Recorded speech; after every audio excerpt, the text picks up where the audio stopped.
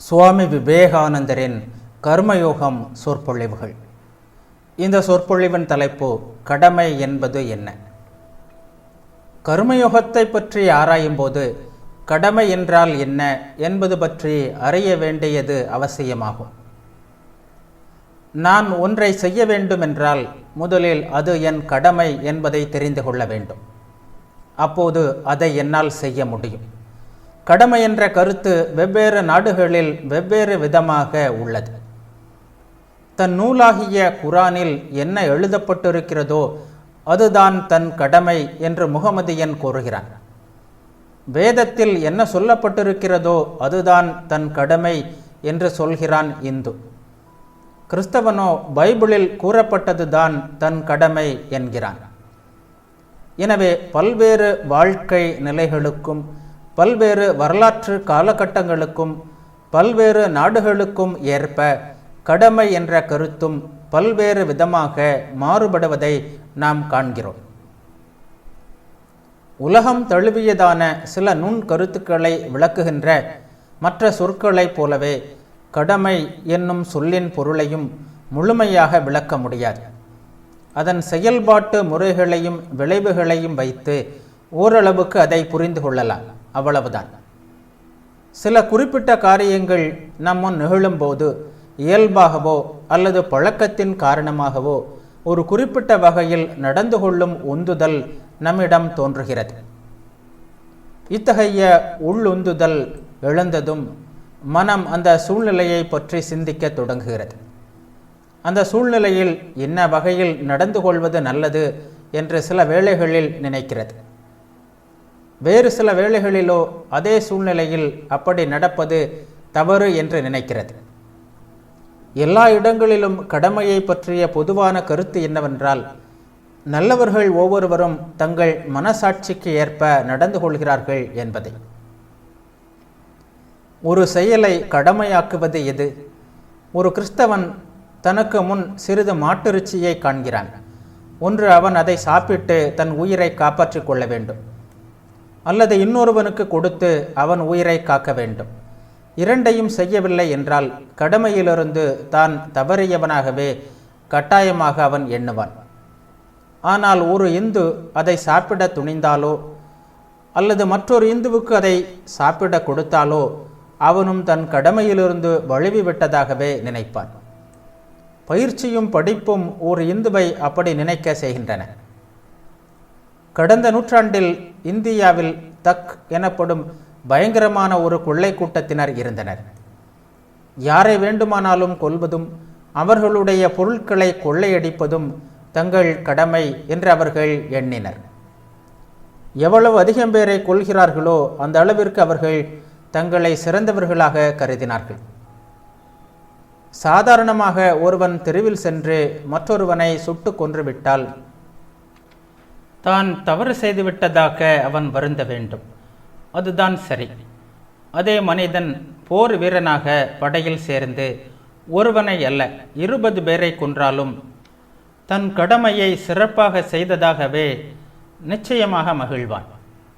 எனவே செயலை கொண்டு கடமை வரையறுக்கப்படுவதில்லை.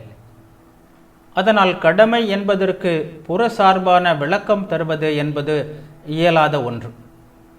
ஆனால் அகசார்பான விளக்கம் இருக்கிறது. எந்த செயல் நம்மை கடவுளை நோக்கி செலுத்துகின்றதோ அது நற்செயல், நமது கடமை. எது நம்மை கீழ்நிலைக்கு இழுத்து செல்கிறதோ அது தீயது, நமது கடமை அல்ல. அகசார்பான இந்த கோணத்தில் நாம் பார்த்தால் சில செயல்களில் நம்மை உயர்த்தவும் உன்னதமாக்குவதற்குமான போக்கு இருப்பதையும் மற்றும் சிலவற்றில் நம்மை சீரழித்து தீயவர்கள் ஆக்குகின்ற போக்கு இருப்பதையும் காணலாம். பல்வேறு நிலைகளிலும் சூழ்நிலைகளிலும் செயல்படுபவர்களான மனிதர்கள் அனைவரையும் பொறுத்தவரையில் இன்ன செயல் இன்ன போக்கு கொண்டதாக இருக்கும் என்று ஆணித்தரமாக ஒருபோதும் வரையறுக்க முடியாது. ஆனால் எல்லா காலங்களிலும் எல்லா நெறியினருக்கும் எல்லா நாட்டினருக்குமான கடமை என்று மனித குலம் முழுவதுமே ஒரு மனதாக ஏற்றுக்கொண்ட கருத்து ஒன்று உள்ளது. ஒரு சமஸ்கிருத சுலோகம் அதை இப்படி சுருக்கமாக கூறுகிறது: எந்த உயிரையும் துன்புறுத்தக்கூடாது, எந்த உயிருக்கும் துன்பம் தராமல் இருப்பது புண்ணியம், எதையும் துன்புறுத்துவது பாவம். பிறப்பையும் வாழ்க்கை நிலையையும் அடிப்படையாக கொண்ட கடமைகளை பற்றி பகவத்கீதை பல இடங்களில் கூறுகிறது. பிறப்பும் வாழ்க்கையும் சமுதாயத்தில் ஒருவன் பெறுகின்ற இடமுமே அவனது வாழ்க்கையின் பல்வேறு செயல்பாடுகளின் மீது அவன் கொள்கின்ற மனநிலையையும் தார்மீக நிலையையும் பெருமளவிற்கு நிர்ணயிக்கின்றன. எனவே நாம் எந்த சமூகத்தில் பிறந்துள்ளோமோ அந்த சமுதாயத்தின் லட்சியங்களுக்கும் பழக்க வழக்கங்களுக்கும் ஏற்ப நம்மை உயர்த்தவும் உன்னதப்படுத்தவும் உதவுகின்ற செயலே நமது கடமையாகிறது.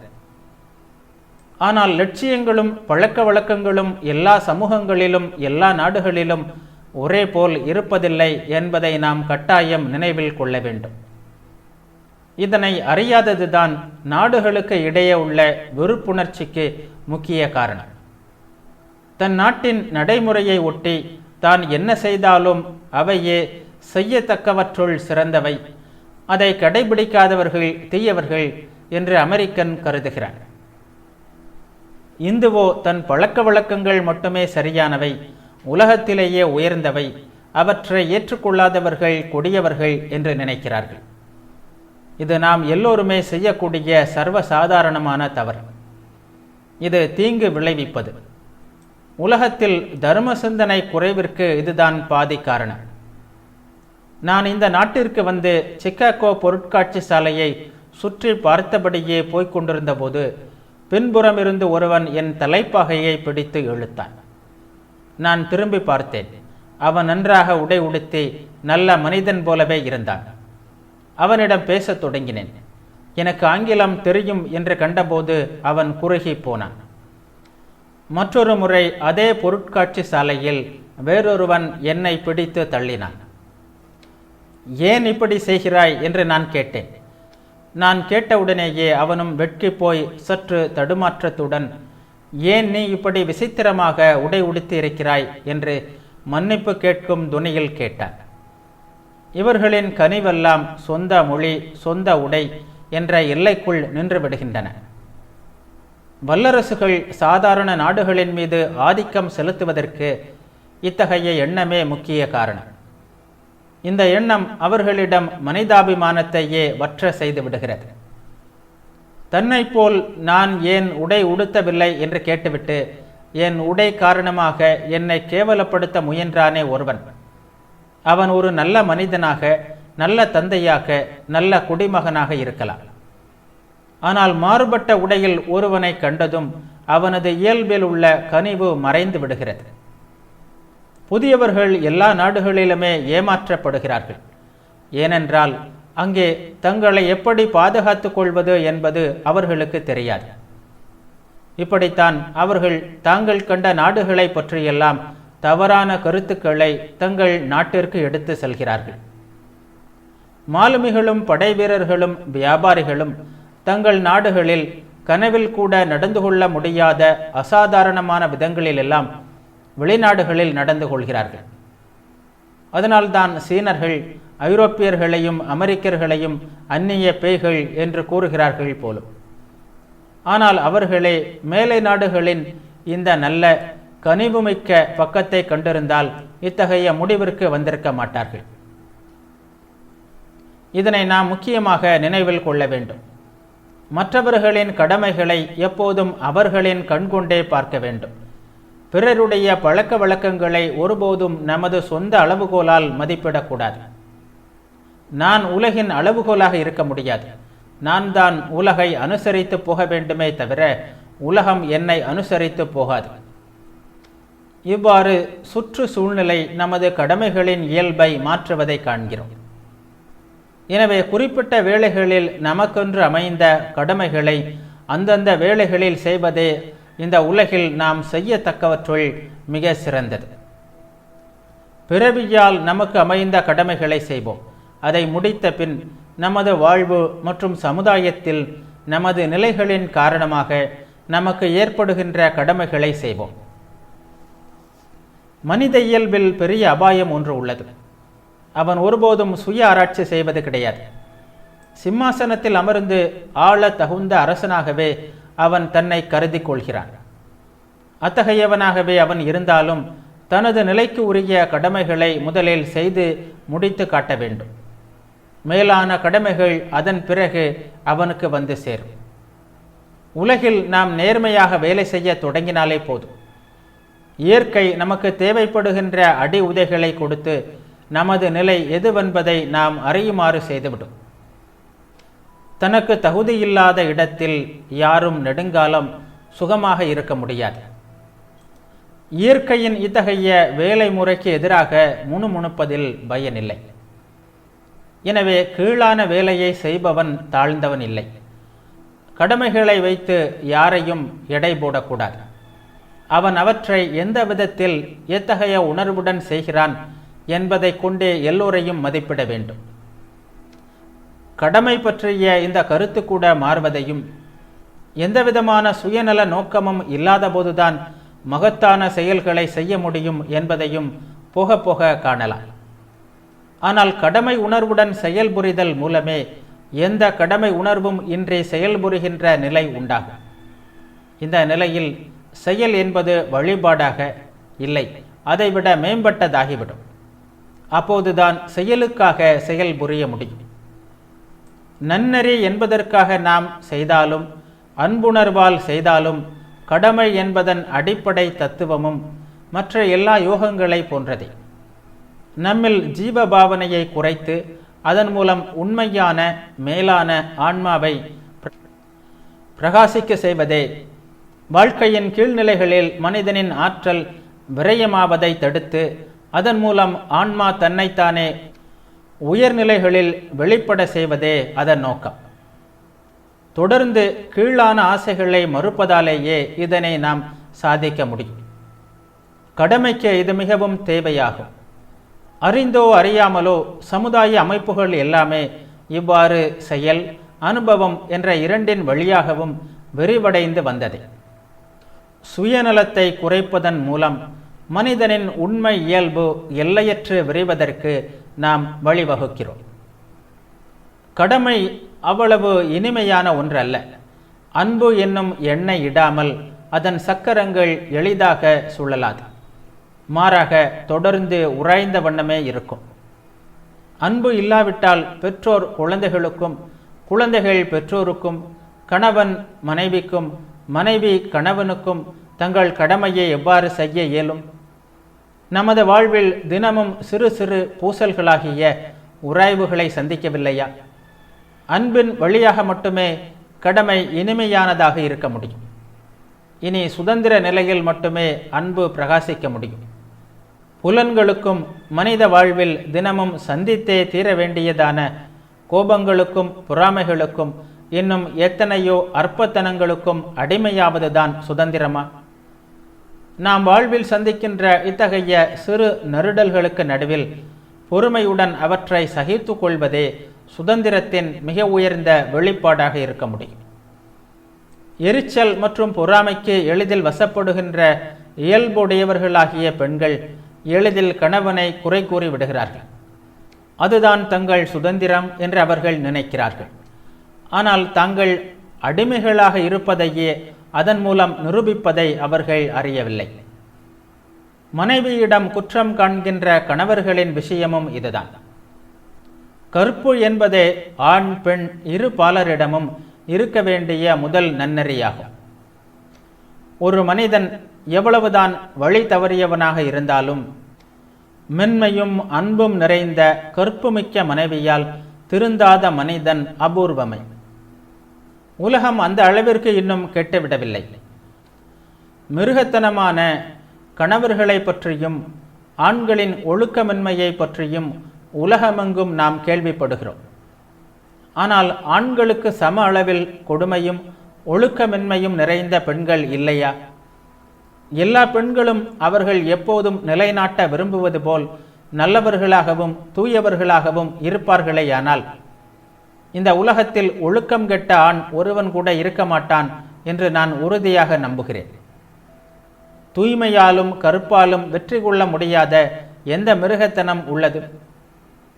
கணவனை தவிர பிற ஆடவர்கள் எல்லோரையும் தன் குழந்தையாக கருதி அவர்களுடன் தாயின் நிலையிலேயே பழகுகின்ற நற்பண்பு மிக்க கற்பு நிறைந்த ஒரு பெண்ணின் முன்னால் வருகின்ற எந்த மனிதனும் அவன் எவ்வளவுதான் கொடியவனாக இருந்தாலும் புனிதத்தின் சூழலை உணராமல் இருக்க முடியாது. அந்த பெண்ணினுடைய தூய்மையின் ஆற்றல் அவ்வளவு உயர்ந்ததாக இருக்கும்.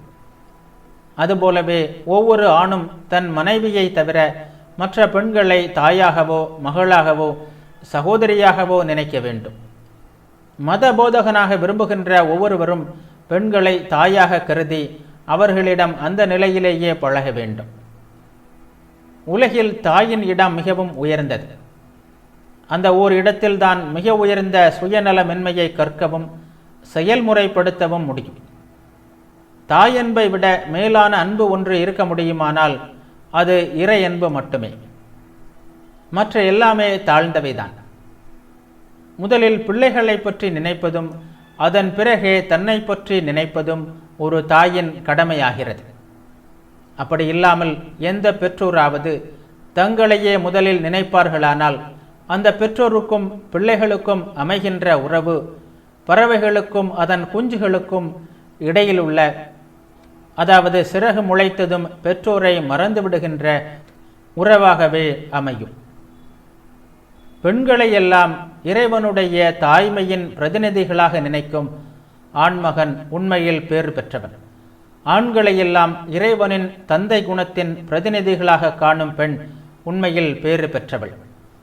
பெற்றோர்களை பூமியில் தெய்வ வடிவங்களாக காணும் பிள்ளைகள் பேறு பெற்றவர்கள். நாம் உயர்வடைவதற்குரிய ஒரே வழி நம் முன் இருக்கும் கடமைகளை செய்வதாகும். அப்படி செய்வதன் மூலம் வலிமையை பெருக்கிக் கொண்டே சென்று இறுதியில் உயர்நிலையை அடைந்து விடலாம். ஓர் இளம் துறவி காட்டிற்கு சென்றார். அங்கு தியானம், வழிபாடு, யோக பயிற்சி முதலியவற்றில் நெடுங்காலம் ஈடுபட்டிருந்தார். பல ஆண்டுகளின் கடினமான தவம் மற்றும் பயிற்சிகளுக்கு பிறகு ஒரு நாள் அவர் ஒரு மரத்தடியில் அமர்ந்திருந்தார். அப்போது அவரது தலை மீது சில சருகுகள் வீழ்ந்தன. அவர் நிமிர்ந்து பார்த்தார். அங்கே உயர்ந்த மரக்கிளை ஒன்றில் ஒரு காகமும் கொக்கும் சண்டையிட்டு கொண்டிருந்தன. அவருக்கு வந்ததே கோபம். உடனே ஆத்திரத்துடன், என்ன, எவ்வளவு துணிச்சல் இருந்தால் என் தலை மீது சருகுகளை உதிர்ப்பீர்கள் என்று கூறியபடியே அந்த பறவைகளை கோபத்துடன் பார்த்தார். யோகி அல்லவா, அவரது தலையிலிருந்து ஒரு நெருப்பு மின்னல் போல் மேலெழுந்து சென்று அந்த பறவைகளை சாம்பலாக்கிவிட்டது. அவருக்கு மகிழ்ச்சி தாழவில்லை. பார்வையாலேயே பறவைகளை எரிக்கும் தமது ஆற்றலை கண்டு தலைகால் புரியாத மகிழ்ச்சி கொண்டார். சிறிது நேரத்திற்கு பிறகு அந்த துறவி வழக்கம்போல் உணவிற்காக அருகிலுள்ள ஊருக்கு சென்றார். அங்கு ஒரு வீட்டின் முன் நின்று, அம்மா பிச்சையிடுங்கள் என்று கேட்டார். மகனே, கொஞ்சம் இரு என்று அந்த வீட்டிற்குள்ளிருந்து ஒரு குரல் வந்தது.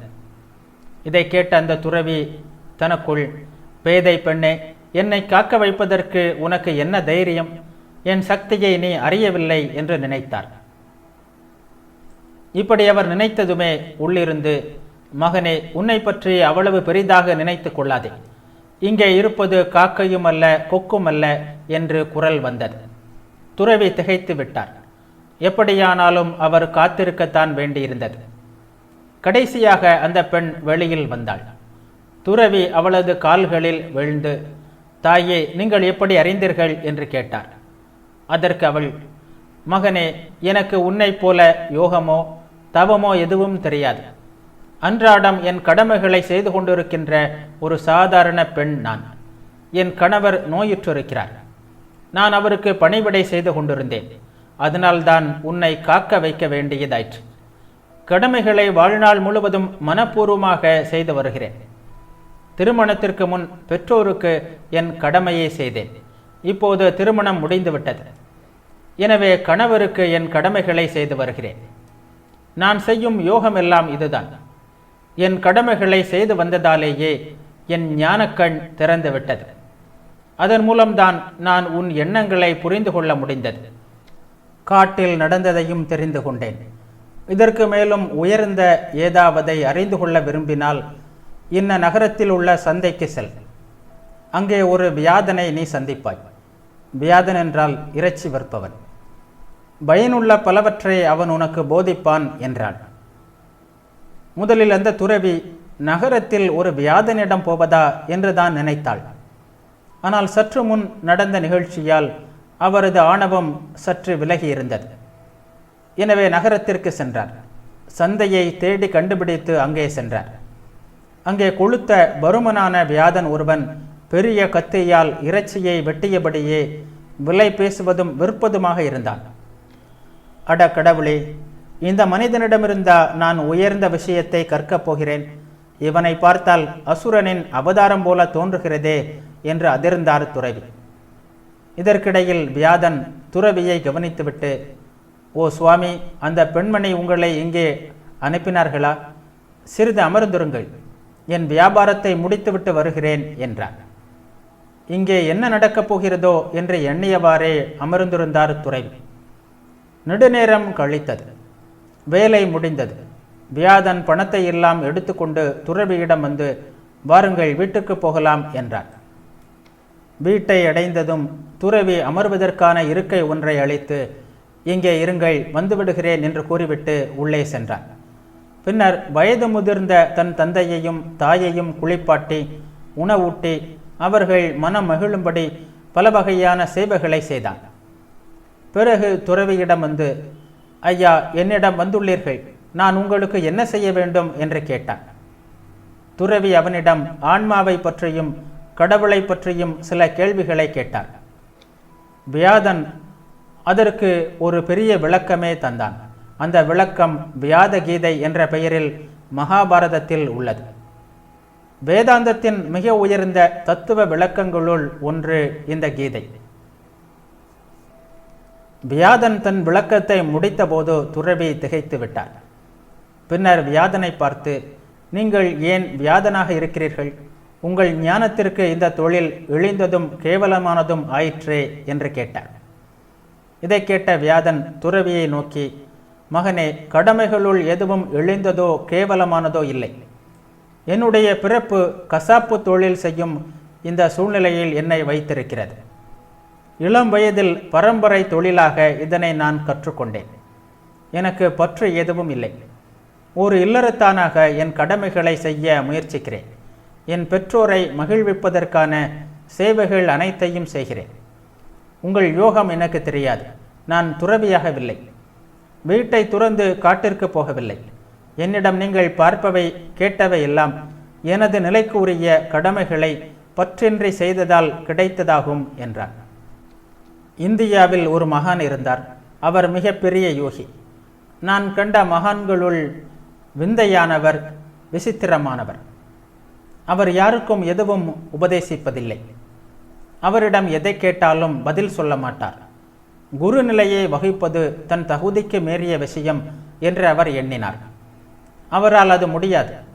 ஆனால் ஒரு கேள்வி கேட்ட பின் சில நாட்கள் காத்திருந்தால் நாம் அவரோடு சாதாரணமாக பேசிக்கொண்டிருக்கும் போது நமது கேள்வி பற்றிய விஷயத்தை அவரே எழுப்பி ஆச்சரியப்படத்தக்க வகையில் அதற்கான விளக்கம் தருவார். அவர் ஒருமுறை கர்மத்தின் இரகசியத்தை என்னிடம் இவ்வாறு கூறினார். முடிவையும் வழியையும் ஒன்றாக்கு. நீங்கள் எந்த வேலையை செய்தாலும் அந்த வேலைக்கு அப்பால் உள்ள எதை பற்றியும் சிந்திக்காதீர்கள். அந்த வேலையை ஒரு வழிபாடாக, மிக உயர்ந்த வழிபாடாக அந்த நேரத்திற்கு உங்கள் வாழ்க்கை முழுவதையும் அதில் செலுத்தி செய்யுங்கள். மேற்சொன்ன கதையில் வந்த பெண்ணும் வியாதனும் ஆர்வத்துடனும் இதயபூர்வமாகவும் தங்கள் கடமைகளை செய்தார்கள். அதன் பலனாக அவர்கள் ஞானம் பெற்றார்கள். வாழ்க்கையில் எந்த நிலையில் உள்ள கடமைகளை செய்தாலும் பலனில் பற்றில்லாமல் செய்தால் அது நம்மை ஆன்ம அனுபூதி என்னும் நிலைக்கு நிச்சயம் அழைத்து செல்லும் என்பதையே இது காட்டுகிறது. பலன் கருதி வேலை செய்பவன்தான் தனக்கென்று வாய்த்த கடமைகளை பற்றி குறைபட்டு கொள்வான். ஆனால் பலனில் பற்று இல்லாதவர்களுக்கு எல்லா வேலைகளுமே ஒரே போல் நல்லவைதான். சுயநலத்தையும் புலனின்ப நாட்டத்தையும் அழித்து ஆன்ம சுதந்திரம் பெறுவதற்கு தகுந்த கருவிகள்தான். நாம் எல்லோருமே நம்மை பற்றி மிக பெரிதாக எண்ணிக்கொள்கிறோம். நமது விருப்பத்தை விட தகுதிக்கு ஏற்பவே நமக்கு கடமைகள் வந்து சேர்கின்றன. போட்டி பொறாமையை எழுப்புகிறது, இரக்கத்தை அழித்து விடுகிறது. முணுமுணுப்பவர்களுக்கு எல்லா கடமைகளுமே வெறுப்பானவைதான். எதுவுமே அவர்களுக்கு திருப்தி தராது. அவர்களின் வாழ்க்கையே தோல்விதான். நமக்கென்று வாய்க்கின்ற கடமைகளை எப்போதும் தயாரான முழு மனதுடன் செய்து கொண்டே போவோம். அப்போது நிச்சயம் ஒளியை காண்போம்.